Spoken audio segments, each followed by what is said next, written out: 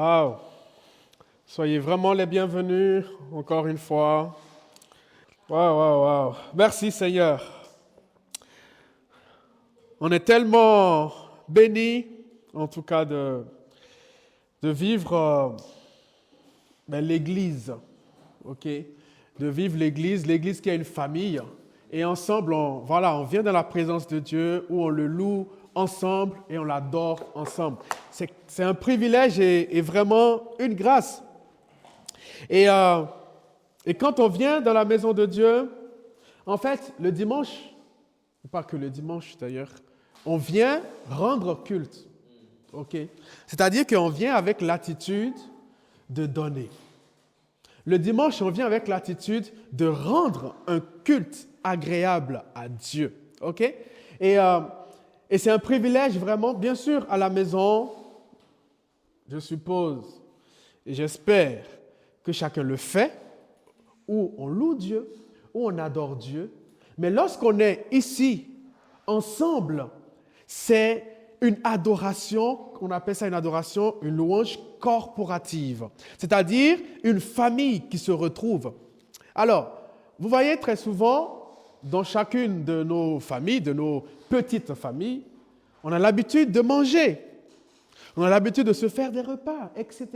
Mais lorsqu'on décide, par exemple, de dire on va manger en grande famille, qu'est-ce qui se passe? Chacun, on est toujours joyeux, on dit mais ça, c'est le repas de famille. C'est le repas de famille. Et ça, c'est vraiment un moment que tout le monde aime, que tout le monde apprécie. Pourquoi? Parce que ce n'est pas que le repas qu'on partage. Mais ce qui est partagé, en fait, c'est ce qui nous unit.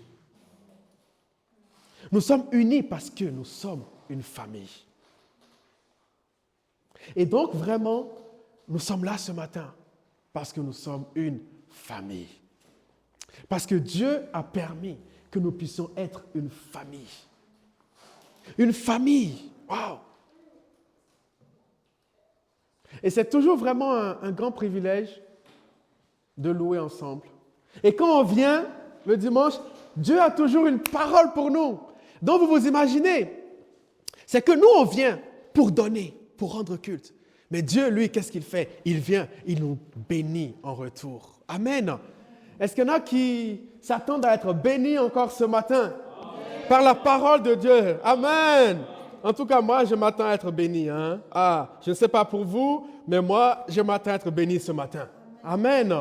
Père éternel, on te bénit encore pour ce moment. Merci pour ta parole, on te loue. Merci de ce que vraiment tu prépares nos cœurs à recevoir ta parole ce matin dans le précieux nom de Jésus-Christ. Et merci pour ta grâce et ton onction sur moi ce matin pour apporter ta parole au nom puissant de Jésus-Christ. Amen. Let it rain. OK. Wow. Dimanche dernier, qui sont ceux qui étaient là? Amen.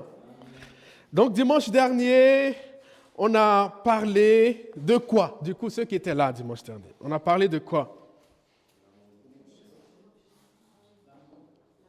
L'amour du prochain. Et qu'est-ce qu'on a parlé précisément? Parce que l'amour du prochain, c'est le grand thème.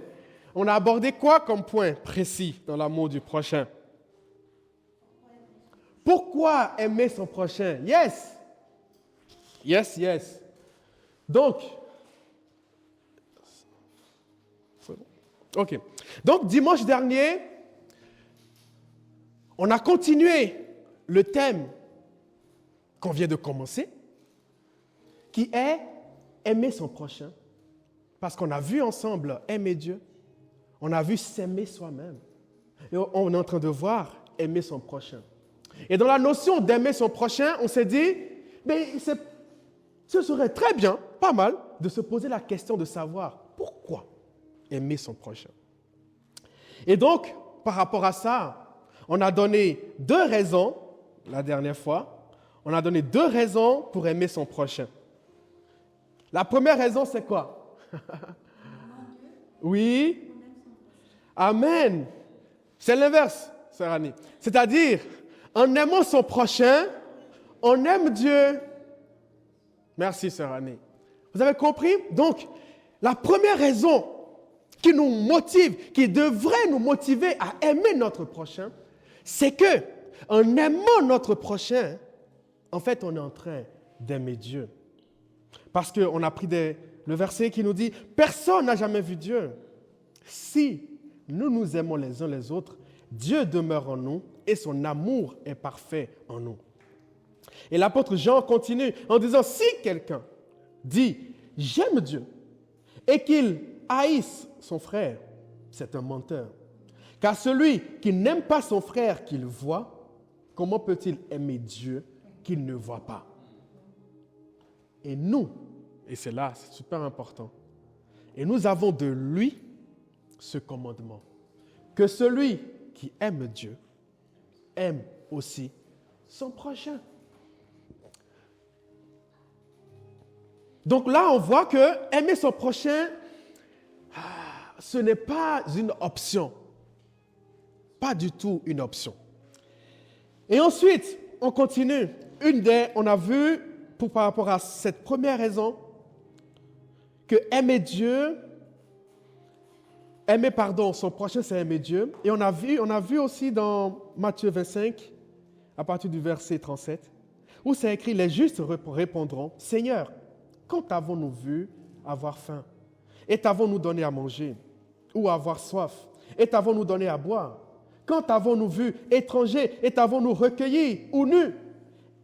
Et t'avons-nous vêtus? Quand t'avons-nous vu malade ou en prison? Et sommes-nous allés vers toi? Et le roi leur répondra, je vous le dis en vérité, toutes les fois que vous avez fait ces choses à l'un de ces plus petits de mes frères, c'est à moi que vous les avez faites.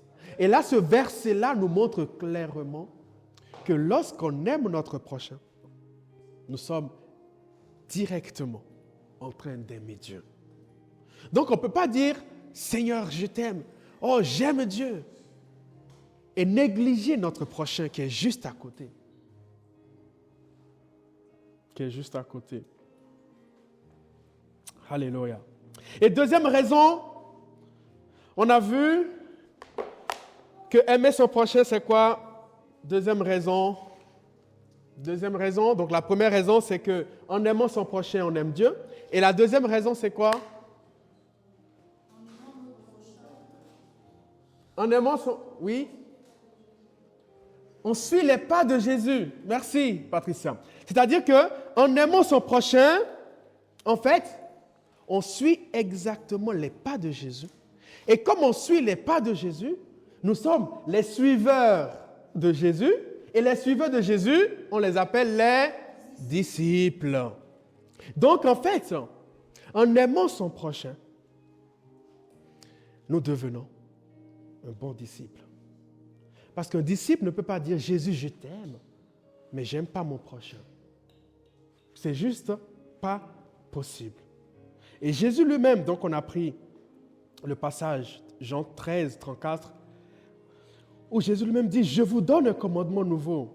Aimez-vous les uns les autres comme moi, je vous ai aimé. Vous aussi, il répète, aimez-vous les uns les autres. » Et il continue, et c'est là que vient du coup notre raison, il dit « À ceux-ci, tous connaîtront que vous êtes mes disciples si vous avez de l'amour les uns pour les autres. » Ça veut dire que tu ne peux pas dire que tu es disciple de Dieu. Nous ne pouvons pas dire que nous sommes disciples de Dieu si nous ne nous aimons pas. Vous voyez, c'est clair, hein? Il n'y a pas de... C'est clair. C'est clair. C'est clair. Et on a vu comment Jésus a aimé. On a vu que Jésus allait de lieu en lieu et faisait du bien. On a vu dans plusieurs circonstances où les êtres humains attendaient que Jésus réagisse différemment. Mais Jésus a manifesté la grâce et l'amour. Jésus ne s'est pas préoccupé de ce que les gens allaient penser de lui, un jour de sabbat ou pas. Jésus, il guérissait. Jésus faisait du bien. Jésus faisait du bien. Et on a vu que pour être un bon disciple, ce n'est pas un acquis. On a vu que les disciples eux-mêmes ont dû apprendre cela. Ce n'est pas pour rien que Jésus, d'ailleurs, il a passé 3 ans et demi avec eux. Pourquoi? On a vu du coup que Jacques et Jean, il y a une circonstance où ils s'attendaient à avoir une réponse de la part de Jean. Jésus les a envoyés. Il a dit, mais allez et dites aux gens de me préparer un endroit. Et arrivé là-bas, l'accueil n'était pas ce qu'ils voulaient. Et là, Jacques et Jean, c'est écrit, Jacques et Jean, qu'est-ce qu'ils vont faire? Ils vont dire à Jésus, les disciples Jacques et Jean, voyons cela dire, Seigneur, veux-tu que nous commandions que le feu descende du ciel et les consume? Et là, Jésus va se tourner vers eux. Il va les réprimander. Il va leur dire, vous ne savez de quel esprit vous êtes animés. Car le Fils de l'homme est venu non pour perdre les âmes des hommes, mais pour les sauver. Et ils allèrent dans un autre bouc. Qu'est-ce qu'on a vu par ce point? On a vu que même les disciples qui étaient avec Jésus, ils ont dû apprendre cela. Ce n'est pas pour rien que Jean aujourd'hui, c'est celui qu'on appelle l'apôtre de l'amour. Mais c'est Jean qui a dit, on va mettre le feu. C'est Jean qui a dit, on va mettre le feu. Mais vis-à-vis de cela, il a dû dire, ah, là le maître a dit que là, ce n'est pas le bon esprit. Ce que j'étais j'étais sur le point de vouloir manifester, ah, ce n'est pas l'esprit de Dieu.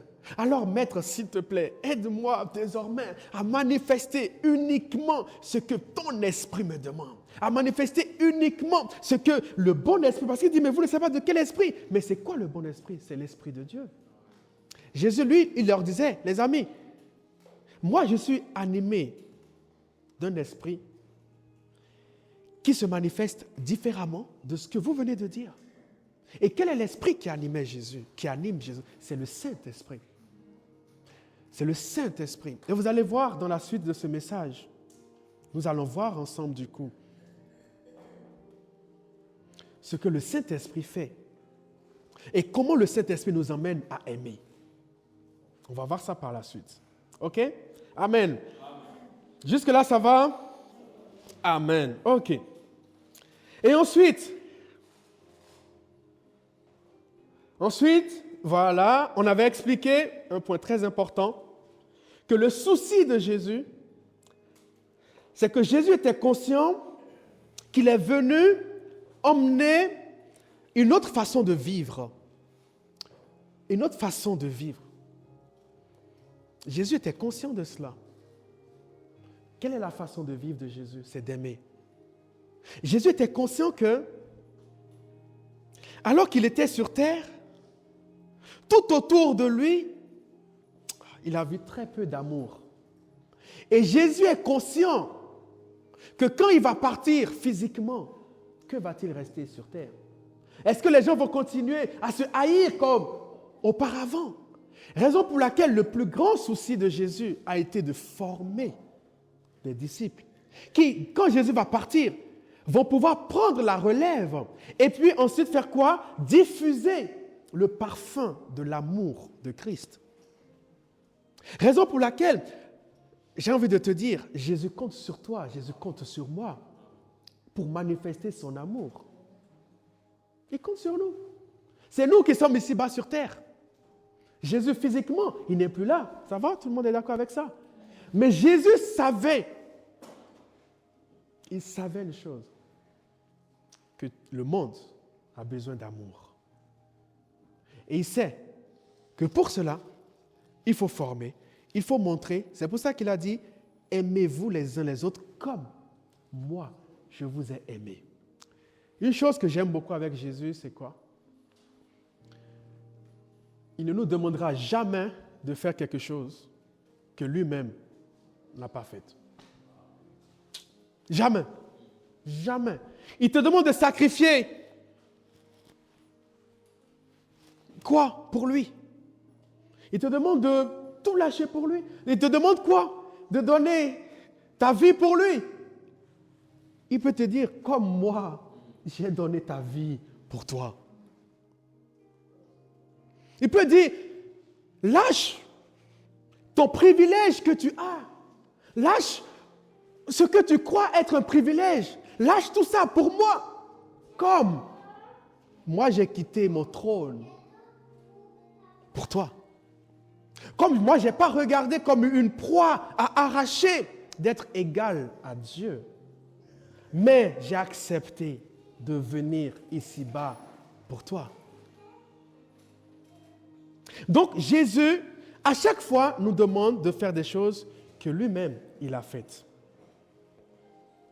Et ce matin, j'aimerais nous rappeler encore que Jésus compte sur toi, Jésus compte sur moi pour diffuser le parfum de l'amour. Amen. Est-ce que tu peux lever ta main et tu dis, Seigneur Jésus, je veux être ton disciple pour diffuser ton parfum, le parfum de l'amour autour de moi, dans cette génération et sur cette terre, au nom puissant de Jésus. Amen. Yes. OK. Donc ça, c'était le rappel des 2 premiers points. Et je vous avais dit qu'il y avait un 3e point, une 3e raison qu'on va voir ensemble. Est-ce que vous êtes prêts pour la 3e raison? Ah, en tout cas, moi, j'ai hâte là. La 3e raison pour laquelle nous devons aimer notre prochain, vous savez quoi?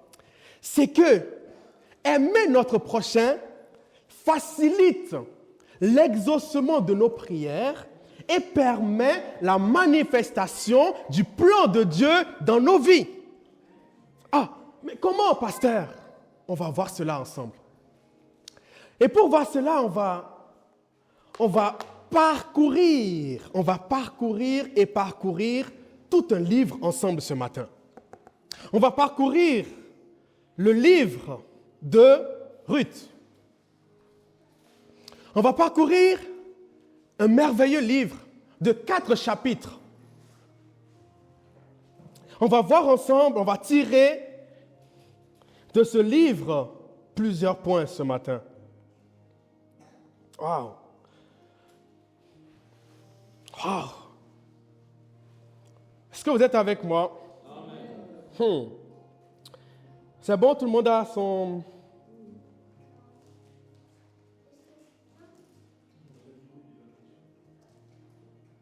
OK? Donc, on va parcourir ensemble le livre de Ruth. Alors, que se passe-t-il réellement dans le livre de Ruth? Qu'est-ce que c'est réellement? C'est bon, tout le monde là? Vous l'ouvrez, vous laissez ouvert. En fait, le livre de Ruth va nous raconter une histoire. L'histoire d'une famille de Juda, d'une famille de Bethléem de Juda. Cette famille, c'est la famille d'un certain Elimelech, dont la femme s'appelait Naomi. OK, c'est bon pour tout le monde? Très bien. Donc, ils étaient là. Pardon? On va tout lire, mais là, attends-moi, je suis sur le chapitre 1. C'est le chapitre 1, mais on va un peu parcourir tout jusqu'au chapitre 4. Donc là, cette famille composée d'Elimelech et Naomi, ils vont être là à Bethléem de Juda. Et puis, il va y avoir un moment, à Bethléem, il va y avoir la sécheresse. Cette sécheresse va créer la famine. Et là, le père de famille, Elimelech, prendra la décision de conduire sa famille dans un autre pays, dans le pays de Moab. Donc, ils iront là-bas, et du coup, vous avez compris, dans quel but? Dans quel but? De se réfugier. Dans le but de vouloir du bien pour sa famille.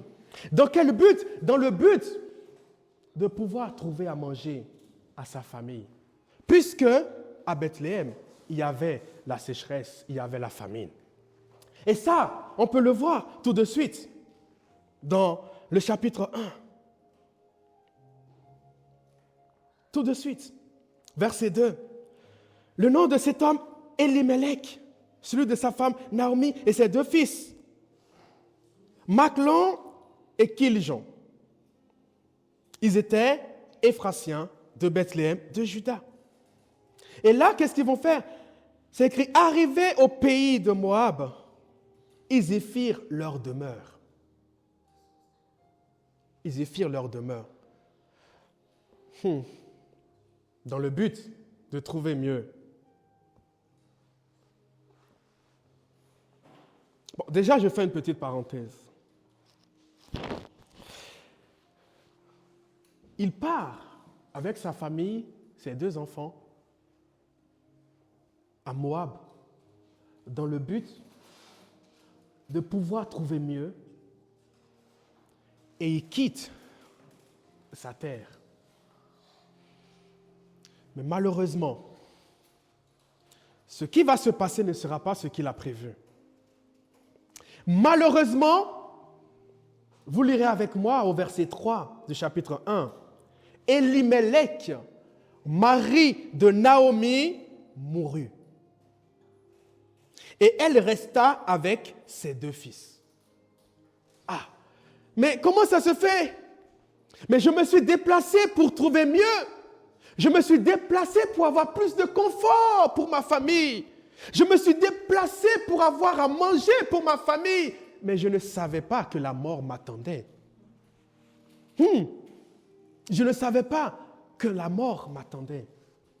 Et j'aimerais faire cette petite parenthèse déjà, chers amis. Est-ce que nous demandons à Dieu sa volonté avant de nous déplacer? Parce que l'endroit où tu crois, en fait, l'endroit où tu crois être en réalité, l'endroit où tu vas mourir, puisque tu te dis que là, je n'ai pas à manger, et comme je n'ai pas à manger, je risque de mourir, tu crois que cet endroit, c'est l'endroit de ta mort. Et tu prends toute ta famille, tu quittes cet endroit et tu vas ailleurs, là où tu crois que tu vivras, alors que c'est là que la mort t'attend. Est-ce qu'on demande à chaque fois au Seigneur, Seigneur, quelle est ta volonté? Quel est ton plan pour moi? Apparemment, à Bethléem, c'est la famine. Mais pour moi, pour ma famille, quel est ton plan pour moi? Pour ma vie personnelle, quel est ton plan? Même si tout le pays vit la famine, quelle est ta volonté pour moi? Parce que moi, je ne suis pas n'importe qui. Moi, je suis ton enfant. Moi, je suis ta fille. Et Seigneur, peu importe ce que tout le monde vit dans le pays, je sais, et je sais que comme ta parole le dit, que tu pourvoiras à tous mes besoins. Amen. Ça me fait penser à une histoire qui a l'opposé total de ça. C'est l'histoire d'un certain Élie. On le voit dans 1 Roi 17. Alors que, par contre, là, c'est une situation où il y avait la sécheresse. D'ailleurs, c'est lui-même qui a décrété qu'il n'y aura pas la pluie. Il n'y avait pas la pluie. Mais, dans tout ce contexte-là, Dieu va dire à son fils, à son serviteur, il va dire, tu sais quoi? Viens, mon gars, va à ce torrent, au torrent de Kérit. Va à ce torrent. Tu sais quoi? Malgré la sécheresse partout, j'ai prévu un endroit où il y aura de l'eau pour toi. Ah! Est-ce qu'il y a quelqu'un qui commence à comprendre? J'ai prévu un endroit où il y aura de l'eau pour toi. Et à cet endroit, tu sais quoi? Les corbeaux viendront te nourrir. Ils t'apporteront de la viande, du pain, matin et soir. Et tu sais quoi? Tu boiras de l'eau du torrent. Ça veut dire qu'à un endroit qui peut paraître sec, notre Dieu n'est pas limité par la sécheresse. Notre Dieu n'est pas limité par la sécheresse. C'est celui qui a tout créé. Donc, il pourvoira pour l'eau et pour le pain et la viande pour toi. Même sur une terre aride. Même sur une terre sèche. Est-ce que j'ai parlé à quelqu'un ce matin? Donc là, déjà, notre responsabilité à tous, vis-à-vis de nos vies, c'est de dire, Seigneur, où est-ce que tu me veux? Je ne regarderai pas à l'apparence. Vous savez, cette semaine, j'ai encore une collègue, comme beaucoup, me pose la question. Mais Fréjus, tu t'es marié en Australie. Mais qu'est-ce que tu viens refaire en France? Mais oh, l'Australie, c'est tellement beau. Oh, mais Fréjus, elle m'a dit, non, Fréjus, il faut que je te pose une question. Elle m'a dit, mais parce que je n'arrive pas à comprendre. J'ai dit, mais dis, pose-moi ta question. Elle me dit, mais elle a été en Australie, elle a fait 1 an. Elle dit, mais j'ai été en Australie, j'ai passé 1 an là-bas, mais en fait, je ne sais pas. En fait, explique-moi, pourquoi tu es revenu? Parce que si moi j'étais à ta place, je resterais. Et je lui ai dit, tu sais quoi? Il y a des choses que tu ne peux pas comprendre. Non. Ce n'est pas l'histoire que le pays il est beau. Ce n'est pas que non, apparemment le pays par rapport à la France est meilleur. Non, c'est là où Dieu te veut. Le plus important, c'est là où Dieu te veut. Parce que dans un pays où tout va bien, comme Elimelech, peut-être que c'est la mort qui t'attend. Et quand je dis mort, c'est peut-être même que ce n'est pas ta mort physique, mais peut-être la mort de tous les projets que Dieu a mis sur toi. Alors, qu'est-ce que tu veux? Tu veux que les projets que Dieu a déposés en toi se réalisent, ou bien tu t'exposes à la mort de tous les projets de Dieu pour toi? Combien de personnes se sont trompées et qui sont allées sur la terre qui n'était pas la leur? Est-ce que tu sais qu'il y a des personnes, qu'il y a des peuples, qu'il y a des personnes que Dieu a prévu que c'est toi qui dois les toucher? Mais si toi, tu regardes les circonstances, tu regardes à ce que ce pays, à ce que cet endroit peut t'apporter ou non, si tes choix sont basés uniquement sur ça, tu risques de passer à côté. Puisse Dieu nous garder de faire le mauvais choix au nom puissant de Jésus. Et je déclare que toi et moi, par la grâce de Dieu, nous ferons toujours des mauvais choix au nom puissant de Jésus-Christ. Amen. Donc Elimelech ne savait pas que c'était la mort qui l'attendait. Mais vous vous imaginez? Et moi, encore une parenthèse, aujourd'hui, on va avoir plein de parenthèses. Et moi encore, en tant qu'homme, ça m'a beaucoup questionné. Parce que, vous savez bien, dans la Bible dit que l'homme est quoi? Le chef de la famille. L'homme est le chef de la famille. Et souvent, quand ce type de décision se prenait, c'est l'homme. Même si on discute tout ça, devant Dieu, la responsabilité, c'est l'homme. Qui vous souviennent, vous vous rappelez par exemple, lorsque, on va même regarder dans la Genèse déjà, lorsque Ève va pécher, Ève va donner le fruit à Adam, lorsque Dieu va revenir, Dieu va appeler qui? Adam. Parce que pour Dieu, c'est l'homme. Donc la responsabilité, c'est l'homme. Et ce n'est pas fini. Vous imaginez, l'ange, pour la naissance de Jésus, dans un premier temps, va s'adresser à Marie, n'est-ce pas? Il va parler à Marie jusqu'à ce que Marie accepte ce projet. Et là, tout de suite, l'ange ira parler à Joseph. Mais si vous voyez toute la suite, c'est à Joseph. Pour aller en Égypte, c'est à qui que tu as parlé? À Joseph. Ça veut dire que du moment où désormais, Joseph a accepté de faire partie de ce merveilleux projet devant Dieu. C'est Joseph le responsable. Et moi, en tant qu'homme, ce passage m'a beaucoup travaillé. Je me dis, quelle responsabilité nous, les hommes, nous avons dans nos familles. Quelle responsabilité nous avons. Et Elimelech, il a fait déplacer sa famille. Il ne savait pas que non seulement sa mort à lui l'attendait, mais pire encore, la mort de ses 2 fils. La mort de ses 2 fils. Je me pose la question, s'il savait ça, est-ce qu'il allait partir? Non. Et la question c'est, est-ce qu'il a écouté Dieu? Est-ce qu'il a écouté Dieu? Et nous, en tant qu'hommes, chers amis, est-ce que vous savez que spirituellement, c'est nous les responsables de nos familles? Très souvent, dans beaucoup de couples, ce sont les femmes qui prennent ce rôle, alors que non. Devant Dieu, c'est l'homme le responsable. Est-ce que ça va à ce point-là?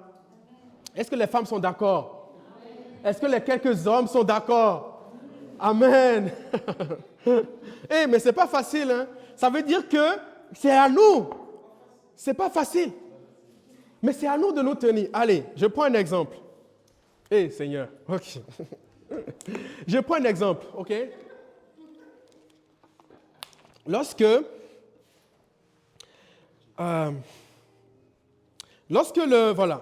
j'étais en train de parler avec Béatrice, il y avait par exemple des choses pour lesquelles le Saint-Esprit m'a dit, dans votre première conversation, c'est des choses qu'il faut dire tout de suite. C'est-à-dire, même avant qu'elle ne dise oui, quoi que ce soit.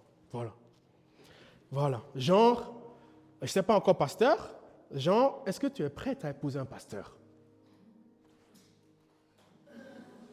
Voilà. Et le Saint-Esprit m'a dit, c'était fort, il m'a dit, en fait, c'est des points sur lesquels il ne faut pas négocier. Il ne faut pas rentrer dans non, mais tu sais. Non, en fait, non. En fait, si elle te dit non, en fait, tu prends un autre chemin. C'était clair.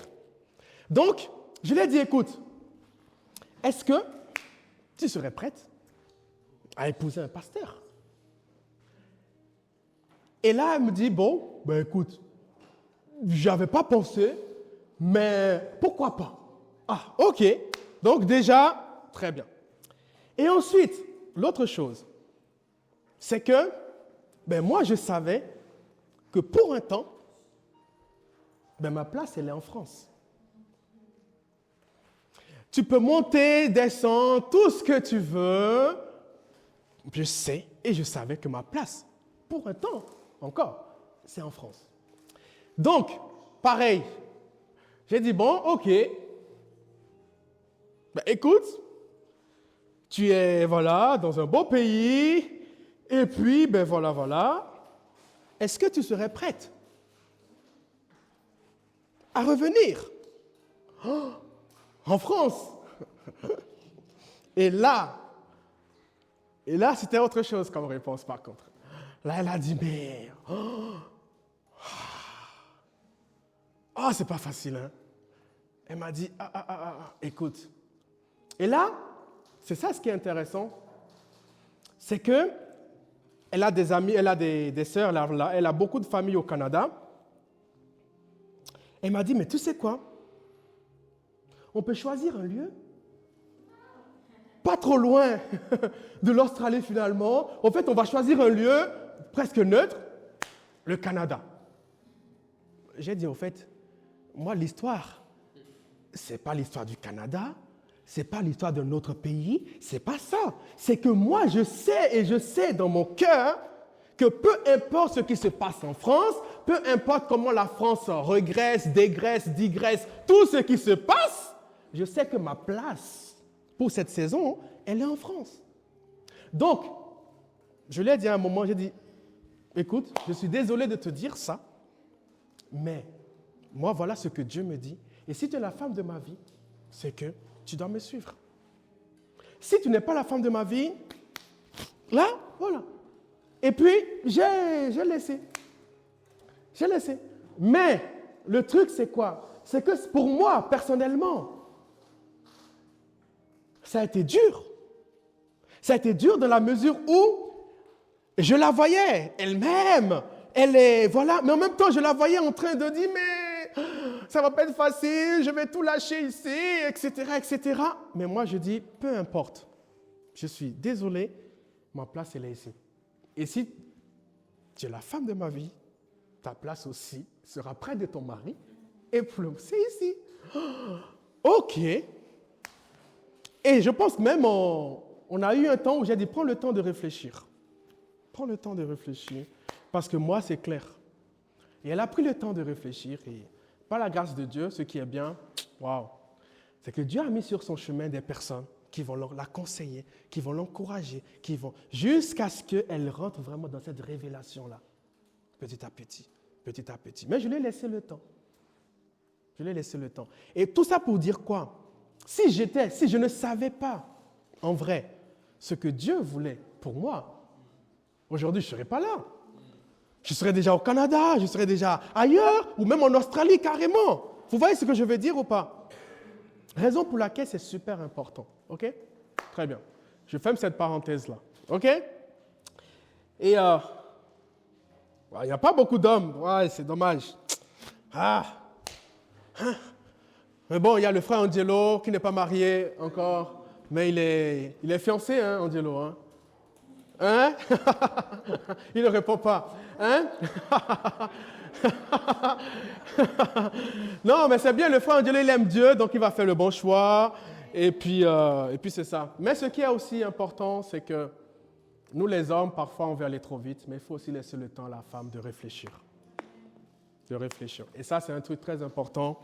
Moi, je sais que Dieu m'avait dit, mais il fallait aussi... Moi, c'était longtemps, ça fait longtemps que moi, le Saint-Esprit m'avait dit ça. Donc moi, j'ai pris le temps de réfléchir, de l'accepter. Sauf que quand on l'annonce à l'autre, on ne veut pas lui laisser le temps. C'est tout de suite accepte. Mais non. Laissons à l'autre aussi le temps de digérer cela, etc., etc. Amen. Allez, revenons donc à notre histoire d'Elimelech. Donc, Elimelech au verset 3 de Ruth 1, on voit que les deux fils vont mourir. Mais, avant que les deux fils ne meurent, ils vont épouser, c'est bon, vous êtes avec moi? Les deux fils vont épouser deux filles de Moab, donc deux Moabites, à savoir Orpa et Ruth. OK? Donc, à un moment, il y avait Naomi avec ses enfants et ses deux belles-filles. Et quelque temps après, les deux enfants, les deux fils vont mourir. Et là, elle va se retrouver toute seule avec les deux belles-filles. Et là, Naomi va dire, mais c'est quoi ce truc? C'est quoi ce truc? Alors que je suis venue ici pour vivre une vie meilleure, je me retrouve ici veuve et avec mes deux enfants morts. Qu'est-ce que c'est? Et là, Naomi, la femme d'Elimelech, va maintenant faire quoi? Elle va entreprendre de retourner à Bethléem. Vous voyez un peu le truc ou pas? Ça va pour tous? Est-ce que vous êtes avec moi ou pas? OK. Donc, elle va dire, tiens, je retourne à Bethléem. Parce que ici, là, je vis le calvaire. Je retourne. Et là, elle va dire à ses deux belles-filles, vous savez quoi? Vous, de toute façon, c'est votre pays. Restez dans votre pays. Moi, je retourne dans mon pays. Je retourne là-bas. Sauf que les deux belles filles au début vont dire, mais non, on ne va pas te laisser aller toute seule. Elle va insister. Et d'ailleurs, elle va dire quelque chose quand même qui n'était pas gentil. Naomi vis-à-vis de ses deux belles filles. Elle va leur dire que c'est certainement à cause d'elle qu'elle a été punie. Elle va leur dire ça. Elle va leur dire que c'est certainement à cause d'elle. Mais pourquoi Naomi dit ça? Parce qu'elle savait que Dieu avait dit que ses enfants ne devraient pas épouser des femmes étrangères. Et voici ses deux fils épousaient des Moabites. Donc Naomi était un peu dans cette confusion-là. Et puis, il y a Orpa qui va dire, OK, ben écoute, moi, je te laisse aller dans ton pays. Et c'est là que Ruth va se montrer différente. Elle va se montrer totalement différente. Voyons voir ce que Ruth va dire.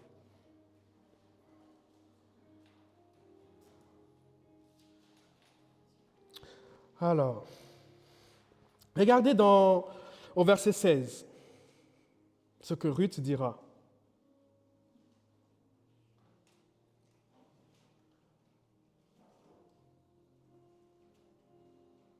Wow. Et puis, c'est bon, vous avez le verset 16? Ok, juste ce que j'ai dit tout à l'heure, c'est le verset 13. Regardez. Attendriez-vous pour cela qu'ils eussent grandi? Refuseriez-vous pour cela de vous marier? Non, mes filles, car à cause de vous, je suis dans une grande affliction de ce que la main de l'Éternel s'est étendue contre moi. Wow! Vous voyez? Verset 14. Et elles élevèrent la voix et pleuraient encore. Orpa, du coup, elle va dire, pas de souci, allez, moi je vous laisse. Et là, c'est écrit, mais Ruth s'attacha à elle. Au verset 16, Ruth répondit, ne me presse pas de te laisser, de retourner loin de toi. Où tu iras, j'irai. Où tu demeureras, je demeurerai. Ton peuple sera mon peuple et ton Dieu sera mon Dieu. Là, Ruth va entrer en jeu. Ruth va dire, tu sais quoi, Naomi, tu as été ma belle-mère, mais tu sais quoi, je ne peux te laisser aller à Bethléem toute seule. Tu t'imagines, tu as perdu ton mari, tu as perdu tes 2 enfants, mais non, si on te laisse aller là-bas toute seule, non, ça ne peut pas se faire. Là, c'est vraiment te négliger. Et là, c'est écrit, vous avez lu avec moi, Ruth va s'attacher à Naomi. Ruth va s'attacher à elle. Et le verset 17, waouh, c'est tellement fort. Il dit, où tu mourras, je mourrai. Et j'y serai enterré. Vous imaginez que l'Éternel me traite dans toute sa vigueur si autre chose que la mort vient à me séparer de toi. Alors qu'elle est jeune. Alors qu'elle est jeune. Alors qu'elle aurait pu rester dans son pays et trouver une autre femme, un autre mari, pardon. Mais Ruth dit, jamais je ne te laisserai. Waouh, quel amour pour Naomi. Quel amour pour Naomi. Quel amour. Et je me dis, mais waouh, c'est tellement beau, mais en même temps risqué pour elle. En fait, en faisant ce choix, elle faisait le choix finalement de sacrifier sa vie. De dire, même si je ne n'épousais plus de mari, mais ce n'est pas grave. Mais l'essentiel, c'est toi, de t'accompagner, Naomi. C'est d'être toujours avec toi, Naomi. Et elle met Dieu à témoin. Elle met Dieu à témoin. Autrement dit, elle dit, si autre chose que la mort nous sépare, que Dieu, waouh, que l'Éternel me traite dans toute sa rigueur. Waouh! Est-ce que vous voyez cela? Est-ce que vous voyez le degré, le niveau d'amour de cette belle-fille pour sa belle-mère? Et puis, au verset 22, du coup, les 2 femmes vont entamer le voyage pour aller à Bethléem. Donc, elles arrivent au verset 22. Ainsi, revinrent du pays de Moab Naomi et sa belle-fille Ruth la Moabite. Elles arrivèrent à Bethléem au commencement de la moisson des orges. Donc voici, Naomi fait le voyage retour. Ah, Naomi, tu fais le voyage retour de là où vous pensiez que vous allez bien vivre. Mais au final, tu te rends compte que c'est là où il y avait la sécheresse, que c'est là qu'il fallait que tu sois. Donc Naomi, avec Ruth, vont revenir. Et elles vont revenir à un moment où ils faisaient la moisson des orges. Et là, c'était de coutume que les gens puissent glaner. C'est bon, tout le monde sait ce que c'est que glaner? C'est-à-dire qu'il y a des champs, ok? Je prends par exemple, là il y avait les vendanges là, par exemple, ok? Donc on enlève les raisins, ok? On les met, et puis tout ce qui est enlevé, donc imaginez si aujourd'hui on dit on va enlever les raisins de cette parcelle. On enlève, et puis pour le propriétaire du champ, en fait la moisson de ce terrain a déjà été faite. Par contre, vous êtes d'accord avec moi que souvent il y a encore des petits raisins, il y a encore des petits trucs qui traînent par-ci, par-là. Et ça, dans la culture, c'était autorisé à ce que les propriétaires des champs puissent donner le privilège à ceux qui sont dans le besoin de venir glaner, de venir, en fait, le reste, ce que eux, parce que si de toute façon, si les gens ne passaient pas, ça allait pourrir là. Donc du coup, les gens pouvaient passer derrière et récupérer. Et ça leur appartient. Et donc, ils sont arrivés à un moment où il y avait du coup la moisson des orges. Et là, Naomi, vous voyez un peu, vieille, dont Ruth a pris la ferme décision de s'en occuper. Donc Ruth va dire, c'est pas écrit, mais qu'est-ce qui va se passer? Naomi, tu sais quoi? Repose-toi. Moi, je vais faire les choses. J'irai chercher la nourriture pour toi. Repose-toi. Et là, Ruth ira donc dans un champ. Et elle va commencer à glaner. Elle va commencer à glaner. Je raccourcis l'histoire. Et là, elle va apprendre que le monsieur chez qui elle glanait s'appelle un certain Boaz. Un certain Boaz. Mais ce qui m'a déjà... Boaz va dire quelque chose à Ruth. Au verset 11 du chapitre 2, verset 11 du chapitre 2, Boaz lui répondit, « On m'a rapporté tout ce que tu as fait pour ta belle-mère depuis la mort de ton mari, et comment tu as quitté ton père et ta mère et le pays de ta naissance pour aller vers un peuple que tu ne connaissais point auparavant. Que l'Éternel te rende ce que tu as fait et que ta récompense soit entière de la part de l'Éternel, le Dieu d'Israël, sous les ailes duquel tu es venu te réfugier. » Ouf! Je ne sais pas vous, mais wow, tu lis ça? Et moi, ce qui m'a interpellé, dit, on m'a rapporté. Ça veut dire que le comportement, l'amour que Ruth a manifesté pour Naomi n'était pas d'ordinaire. C'était un amour que, non, les gens parlaient de ça. Et cette fille-là a quitté son pays, elle a quitté son père et sa mère, et elle a fait même un vœu devant l'Éternel. Elle a dit, cette dame, je ne la laisserai jamais. Jusqu'à ce que la mort... Tout le monde a entendu ça. Ça a été rapporté. Et je déclare que tu manifestes de l'amour aux gens et que ça soit aussi un fait que les gens rapportent aux gens. Qui disent non, j'ai vu quelqu'un aimer, mais cette personne-là, l'amour que cette personne-là a pour les autres, on n'a jamais vu ça. Je déclare que ça soit ton partage, que ça soit mon partage au nom puissant de Jésus. Waouh! C'est comme si Boaz se retrouvait privilégié. Boaz dit, hey, donc c'est toi qui es dans mon champ. Toi qui manifestes un si grand amour. Tu te retrouves dans mon champ. Et regardez comment Boaz va prier pour elle. Vous savez quoi, chers frères et sœurs? Il y a certaines prières qu'on ne demande pas. Il y a certaines prières que c'est ce que tu fais qui fait que les gens prient pour toi. Et ça, ce sont même les prières les plus importantes. Parce que quand tu demandes, priez pour moi, non, mais tu sais quoi? Il y a des moments où c'est ce que tu as fait qui fait que les gens prient pour toi. C'est ce que tu as fait. Boaz va dire que l'Éternel te rende ce que tu as fait et que la récompense soit entière. Non. Il dit, tu sais quoi, déjà, sache une chose, c'est que tu as une récompense. Parce que ce que tu as fait là, Dieu te voit. Il dit que ta récompense soit entière de la part de l'Éternel, le Dieu d'Israël. Et Là, Boaz va donner une révélation ici, là. Il dit, sous les ailes duquel tu es venu te réfugier. Donc, tu ne sais pas que, en fait, en quittant le pays de Moab, tu viens ici à Bethléem.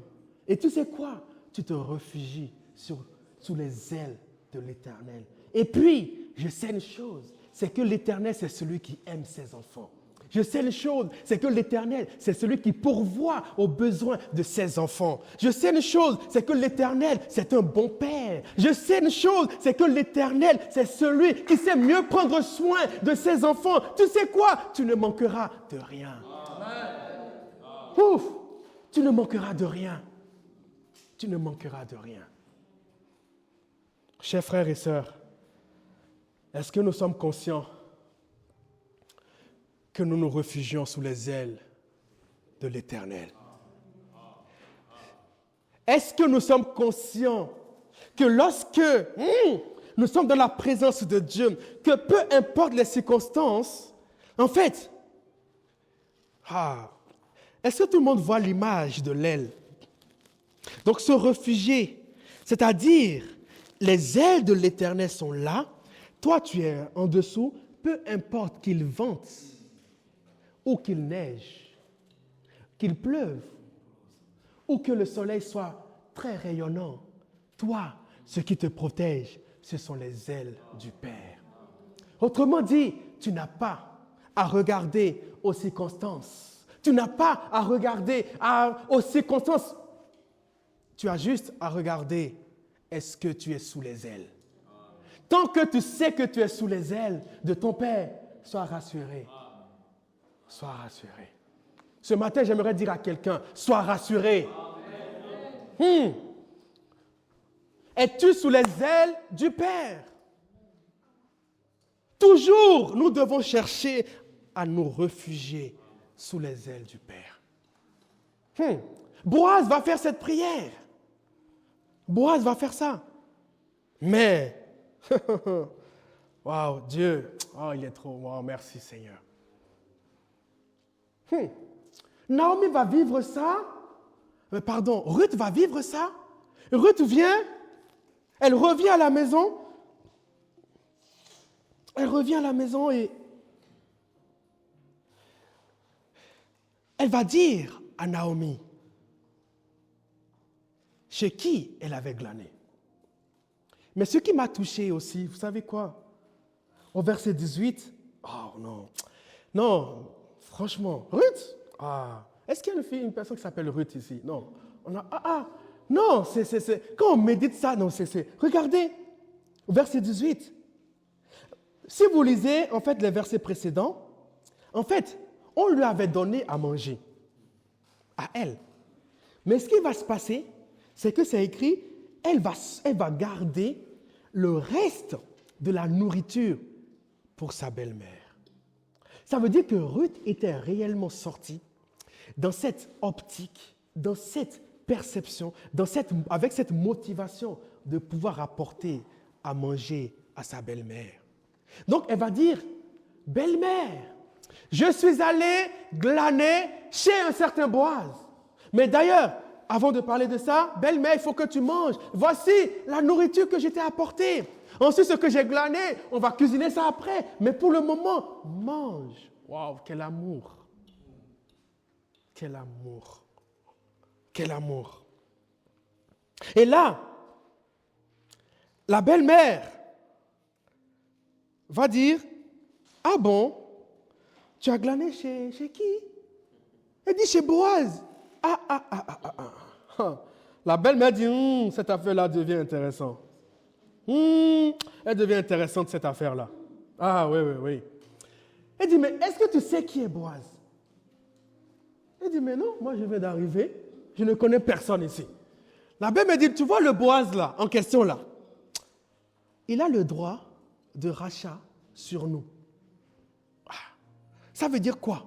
C'est-à-dire que, à l'époque, lorsque il y a une personne qui mourait, il faut un membre de la famille qui a le droit, en fonction du coût de l'échelle ou d'une liste, en fonction, je pense, de l'envergure de la personne, de l'autorité de la personne, de la responsabilité de la personne va prendre en fait toute la famille en charge. Le but, c'est quoi? C'est de prendre soin en fait de la veuve et de tous ses biens, que les affaires puissent être bien gérées. Et là, Naomi dit, Ruth, tu sais quoi? Le Boaz là, c'est quelqu'un de notre famille. Oh, tu sais quoi?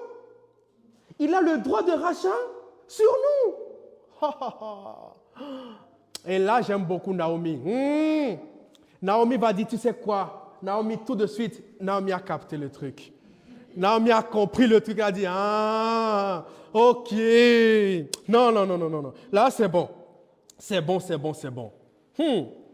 Naomi a dit, tu sais quoi? Là, on va mettre en place quelques stratégies. Tu vois, non? Boaz, c'est un homme, on est d'accord. Ah oui, c'est un homme. Voilà. Donc, tu sais quoi? Alors qu'il va faire nuit comme ça, là, quand il va se coucher, tu iras juste te coucher à côté de lui. Naomi va donner des stratégies. Elle va dire, donner des stratégies. Et Ruth va appliquer les stratégies que Naomi va donner, que Naomi va lui dire de faire. Et là, j'aime beaucoup Ruth parce qu'elle n'est pas allée par 10 000 chemins. Non. Arrivée là-bas, elle a exactement fait ce que Naomi lui a dit. Et là, tout de suite, elle a dit là, voici la situation. Tu as le droit sur nous. Voilà. Use de ton droit. Ah oui. Parce que tout à l'heure, là, tu avais prié pour moi. Et, hier, tout ça, tu as dit que l'Éternel... maintenant, là. Ah oui. Use de ton droit. Que l'Éternel t'utilise, là, pour me bénir. Et j'aime beaucoup Boaz. Boaz aussi n'a pas discuté. Boaz a aussi compris ce que Dieu voulait faire. Vous savez quoi? Une personne qui aime, une personne où on voit que cette personne a de l'attention, de l'amour. Vous imaginez ce que Boaz a pensé? Si Ruth a été capable de faire ça pour sa belle-mère, et pour lui, elle est capable de faire quoi? Elle est capable de faire quoi pour lui en tant qu'époux? Si elle a été capable de le faire à sa belle-mère. Mais si vous voyez comment le gars, il a couru, non, en fait, il a une motivation. Une motivation, c'est de cette fille-là. Je ne veux laisser cette fille à personne. Parce que l'amour que cette fille-là manifeste là, elle a quitté son pays, elle a tout abandonné pour sa belle-mère. Non, je veux aussi profiter de cet amour-là. Je déclare qu'il y a aussi des gens qui disent, je veux profiter de ton amour. Amen. Oh. Et là, qu'est-ce qui se passe? Boaz dit, écoute, t'inquiète pas. Le matin même, quand je vais me réveiller là, je vais me lever. Mais Boaz dit, il y a un petit truc dans l'affaire. Le petit truc, c'est que il y a un autre. Il y a une autre personne qui est beaucoup plus apte, beaucoup plus qualifiée que moi pour te prendre. J'imagine le cœur de Boaz dans ce moment-là. Boaz dit, non, cette fille-là, en plus, elle travaille bien. Elle a glané toute la journée. Même les serviteurs ont dit, mais cette fille, elle ne sait pas reposer. Non seulement elle manifeste de l'amour, elle travaille bien. Boaz dit, non. Je ne peux pas laisser passer ça. Non, je déclare qu'à ton égard, les gens disent, non, je ne peux passer à côté de la grâce de cette personne. Amen. Et là, Boaz, il se rend petit matin comme ça. Il va à la place du village. Et là, il voit le monsieur passer. Et là, il dit, hey, toi là, viens. Là, il y a une affaire là, ça ne peut plus durer. Viens. Écoute, tu vois, non? Tu vois Naomi là, qui est revenue là. Je dis, oui, je connais. Tu sais que tu as le droit de rachat, non? Il dit, oui, ok. Tu es toujours ok avec le droit de rachat? Il dit, oui. J'imagine Boaz. Et là, Boaz dit, bon, par contre, tu sais, si tu prends le droit de rachat, tu dois aussi épouser Ruth. Et là, l'autre dit, on ne sait pas. Si c'est ça là, je ne suis plus dedans. Oh, comme si vraiment, l'autre dit non, si c'est comme ça là, je ne suis plus dedans. Et là, ok. Boaz dit, tu es sûr? Non, attends. Boaz c'est sûr, c'est dit, Seigneur, il dit, tu es sûr ce que tu dis là? Vous savez ce que Boaz a fait? Il allait chercher des témoins. Il a dit, non, répète encore. Répète encore ce que tu as dit là. Donc tu as dit que tu ne veux pas. Non, attends, je n'ai pas bien entendu. Ruth là, donc tu ne veux pas, hein? Elle dit, non, j'ai dit, je ne veux pas. Elle dit, ok. Donc tu me donnes alors le droit? Il dit, oui, prends le droit alors. Et c'est comme ça que Boaz a eu le droit. Et vous savez quoi? Le même jour, ça n'a même pas duré. Rapidement, ils se sont mariés. Je te dis à ton égard, les gens auront peur de te perdre. Je te dis, les gens auront peur de te perdre. Je déclare que même dans ton travail, dans ta famille, les gens vont dire non, il faut qu'on soit avec lui. Les gens vont se précipiter pour t'avoir au nom puissant de Jésus. Wow! Et là, ils se marient. Et là, vous imaginez, déjà Naomi, la consolation de Naomi. Naomi va réaliser, va dire, waouh, je vais de l'autre côté, j'ai tout perdu. Maintenant, je reviens ici et Dieu me console. Et Dieu me console en me donnant un fils qui va s'appeler Obed. Et Obed va être le père d'Isaïe, le père de David, de la lignée de Jésus. Est-ce que quelqu'un commence à comprendre ce que je veux dire? Alors que de l'autre côté, il a perdu ses fils, Dieu lui donne ici un fils qui fera partie de la lignée du Sauveur. Aujourd'hui, nous parlons encore de Naomi, nous parlons de Ruth. Vous savez pourquoi? Parce qu'ils font partie également de la lignée. Amen. Mais surtout, revenons à Ruth. Alors que Ruth était dans son pays, Ruth ne pouvait pas avoir Obed. Il fallait que Ruth manifeste cet amour jusqu'à venir à Bethléem, rencontrer Boaz, pour pouvoir désormais faire partie de la lignée de Jésus. Ça veut dire quoi? Dieu avait prévu. Dieu a des projets pour toi et pour moi. Dieu a des plans pour toi et pour moi. Mais tu sais quoi? Ces plans-là attendent que tu manifestes l'amour pour rentrer pleinement dans ce que Dieu dit. Tu sais quoi? J'aimerais te dire que tu as tes bénédictions qui sont auprès des personnes, qui sont juste à côté de toi, envers qui tu devais juste manifester l'amour. Tu sais quoi? Et ça, souvent, on l'oublie. Et aujourd'hui, on est en train de parler de qui? Le livre s'appelle comment dans la Bible? Ruth. Écoutez bien, pas Orpa. Qui a capté? Le livre s'appelle Ruth, mais pas Orpa. Orpa, c'est qui? C'est l'autre femme, l'autre belle-fille qui est restée. L'autre belle-fille qui a dit, écoute Naomi, tu sais quoi? Ton petit-fils, ton fils est décédé. Moi, je reste dans mon pays. Tu sais quoi? Débrouille-toi. Mais Ruth a dit non. Tu sais quoi? Toi et moi, ton pied, mon pied, ton Dieu, mon Dieu. Là où tu es, j'y serai. Tu sais quoi? Je ne te lâcherai pas. Je ne te lâcherai pas. Je ne te lâcherai pas. Et qu'est-ce que Dieu a fait? Dieu a récompensé Naomi. Dieu lui a donné le fils qui permettra à Naomi désormais de faire partie de la lignée du Sauveur du monde. Est-ce qu'on peut acclamer le Seigneur? Ça veut dire quoi? Tu sais, Ruth, il y a des gens que Dieu a placés à côté de toi. Il y a des gens qui sont là, que Dieu a placés à côté de toi. Tu sais quoi? Pour manifester son amour au travers de toi. Naomi avait besoin de la consolation de Dieu. Naomi avait besoin, elle était perdue. Mais Dieu a utilisé Ruth pour l'encourager. Et alors que toi, tu es dans cet amour, alors que toi, tu es dans la manifestation de l'amour de Dieu envers Naomi, tu sais quoi? Dieu t'ouvre la porte pour que ses projets pour ta vie se réalisent. Et j'aimerais te dire également, à toi, Ruth, tu sais, par rapport à ton pays, à Moab, que diras-tu? Regrettes-tu ton pays?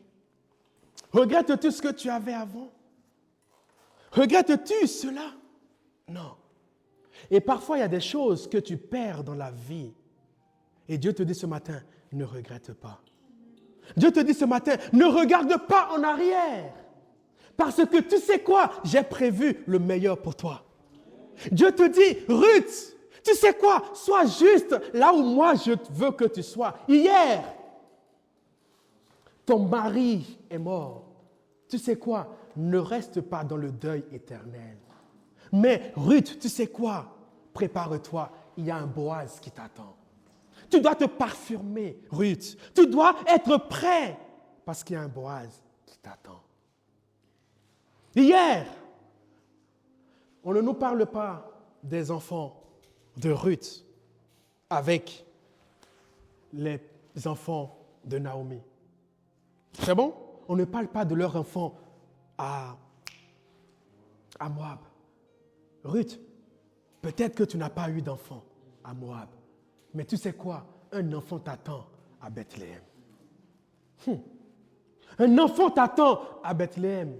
Mais pour aller dans ton Bethléem, tu vas devoir manifester l'amour pour Naomi. Es-tu prêt à vivre ton Bethléem? Es-tu prêt à avoir ton Obed? Es-tu prêt à cela?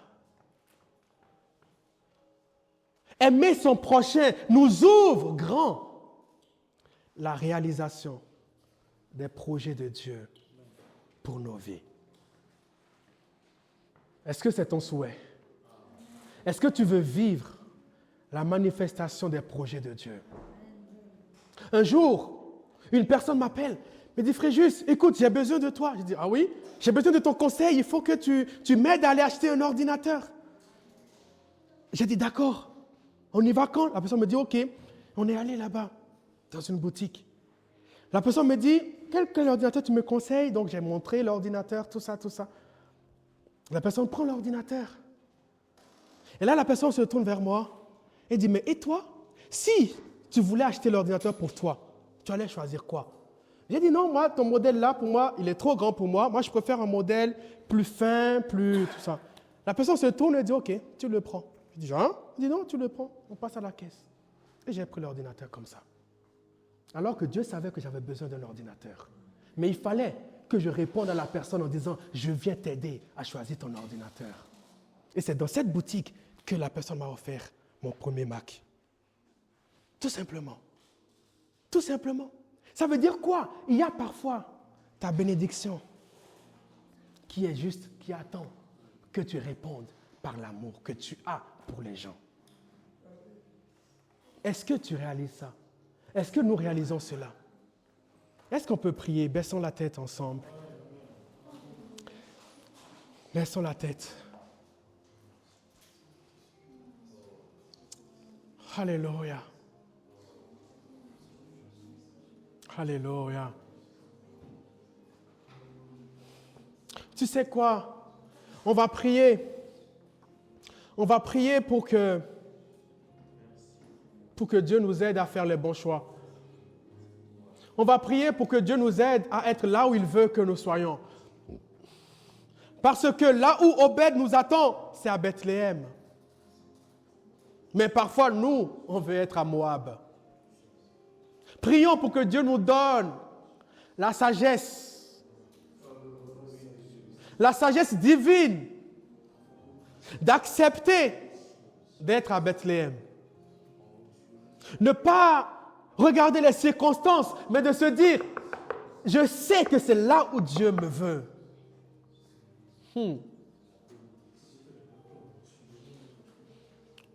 Vous savez, chers amis, encore juste une petite révélation. Vous savez, je me suis posé une question. Je me suis dit, mais c'est à Bethléem que Elimelech, il a fui de Bethléem. Mais je me suis posé la question sur mon Boaz. La Bible me dit que Boaz est un homme riche et prospère. Mais où? Il était à Bethléem. Là où peut-être les gens, tu crois qu'il n'y a rien pour toi. J'aimerais te dire que ton Dieu est un Dieu de l'impossible. Commence à prier.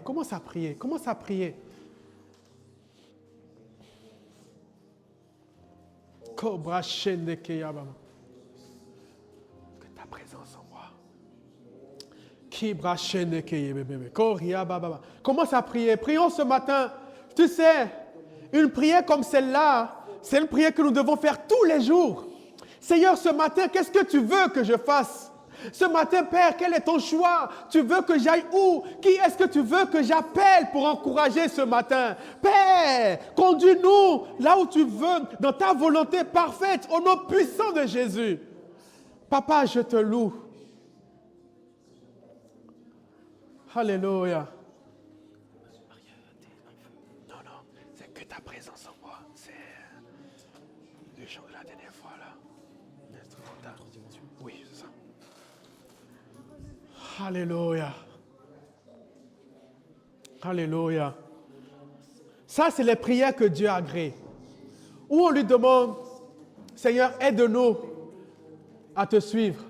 Aide-nous à faire ton choix. Aide-nous à être là où toi tu veux que nous soyons. Oh Seigneur. Seigneur, aide-nous à ne pas être influencés par nos regards, mais aide-nous uniquement à faire ta volonté, à être là où toi tu veux que nous soyons. Parce que le plus important, c'est d'être avec toi. Le plus important, c'est d'être avec toi, Seigneur. C'est d'être là où toi tu veux que nous soyons. Le plus important, Père, nous refusons d'être où que ce soit sans toi. Où que ce soit sans toi. Mais nous prions à toujours être partout où tu veux avec toi. Père,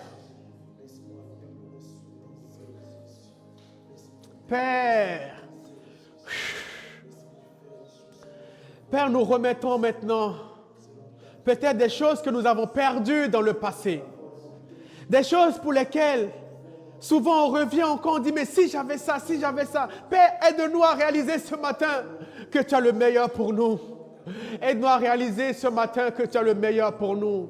Aide-nous à réaliser ce matin que tu as un plan merveilleux pour nous et qui se réalisera au nom puissant de Jésus. Oh Jésus. Oh Jésus. Oh Jésus. Oh Jésus. Kimbaskata kariaba shende kebrasende keyebebebebe. Kimbasande keriaba baba baba. Et Seigneur, aide-nous juste à aimer. Seigneur, Ruth a aimé Naomi. Ruth a aimé sa belle-mère. Alléluia. J'aimerais juste, pour ce dernier sujet de prière, regarder suivez avec moi, je vais lire dans Ruth 4, au verset 15. Ruth 4, verset 15, c'est écrit ceci. Regardez. Cet enfant restaurera ton âme. C'était des femmes qui étaient en train de parler à Naomi au sujet de l'enfant de Ruth. Et elle disait à Naomi, cet enfant restaurera ton âme et sera le soutien de ta vieillesse. Car écoutez bien, elles disent car ta belle-fille qui t'aime, ta belle-fille qui t'aime, l'a enfantée et disent ta belle-fille vaut mieux pour toi que 7 fils. Et c'est écrit quoi? Ta belle-fille qui t'aime. Le sujet de notre prédication ce matin, les raisons pour lesquelles aimer son prochain. Et Ruth, tout le monde a vu que Ruth a aimé Naomi. Est-ce qu'on peut prier pour que Dieu nous fasse la grâce d'aimer notre prochain? Comme à l'exemple de Ruth, que Dieu nous accorde la grâce d'aimer. Que notre amour pour notre prochain ne soit pas quelque chose dont on a besoin de parler, mais que les gens puissent voir, puissent dire, non, cet homme, cette femme aime telle personne. Est-ce qu'on peut prier? Est-ce qu'on peut prier? Seigneur Jésus, aide-nous à aimer. Seigneur Jésus, on a vu Ruth aimer Naomi. Aide-nous à aimer notre prochain, Seigneur Jésus. Aide-nous. Seigneur Jésus, on a vu que tu nous as aimés le premier, que tu nous as tellement aimés que tu es venu mourir à la croix pour nous. Car Dieu a tant aimé le monde qu'il a donné son Fils. Oh, Père, aide-nous. Aide-nous. Aide-nous à aimer notre prochain. Aide-nous à aimer notre prochain comme toi, tu nous as aimés.